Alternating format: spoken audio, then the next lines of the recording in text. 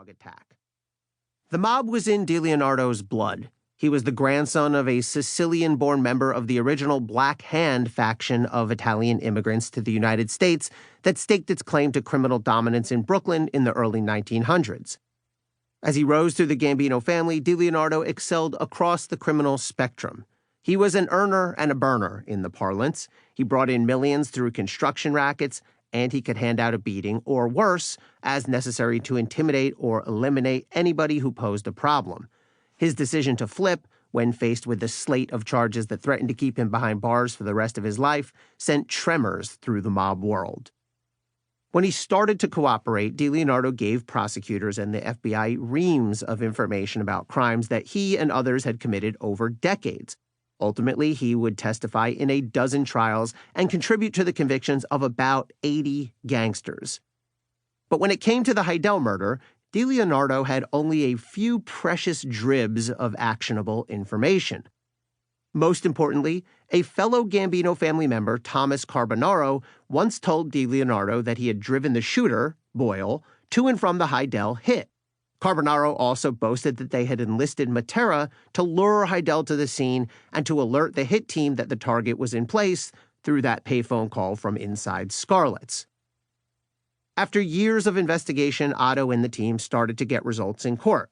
Based largely on DeLeonardo's information, the SDNY charged and convicted Matera, who admitted he was part of the conspiracy to kill Hidell, pled guilty and received a sentence of 20 years.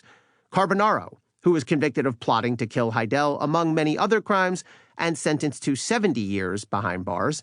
And even DeLeonardo himself, as part of his cooperation agreement, he pled guilty to murder conspiracy for passing word within the Gambino family about the plan to kill Hidell and other crimes. Later, when I joined the SDNY's organized crime unit, we charged and secured guilty pleas from two other Gambinos, Tommy Dono and Lenny DiCarlo, who were at the scene of the murder in the designated crash car. It's common mafia practice to have a nearby car waiting to create a diversion if the actual hitman's getaway car encounters any trouble. If, for example, a police officer had stopped or pursued the shooter's getaway car, then the Dono DiCarlo car would have crashed into something to pull focus and allow the assassin to get away.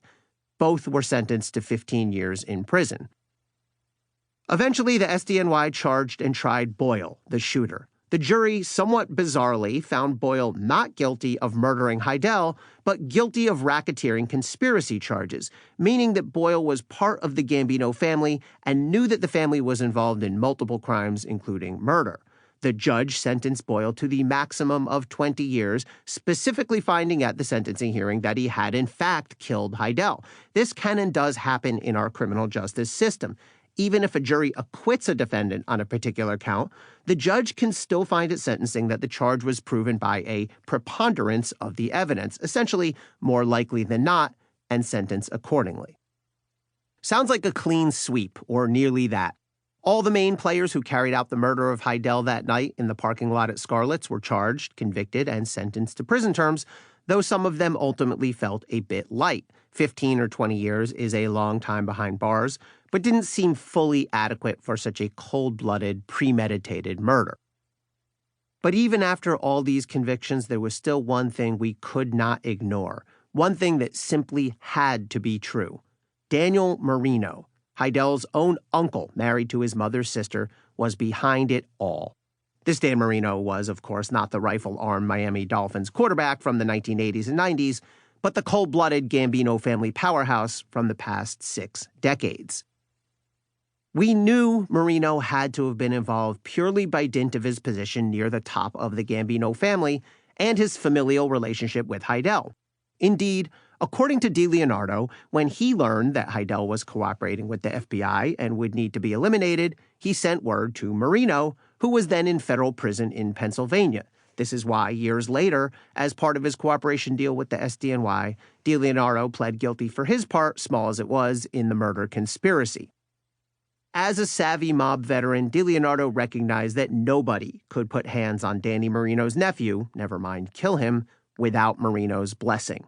To kill Hidell without permission would land any gangster squarely in Marino's own crosshairs, a place nobody wanted to be, not even a powerhouse in his own right like DeLeonardo. So DeLeonardo told us he instructed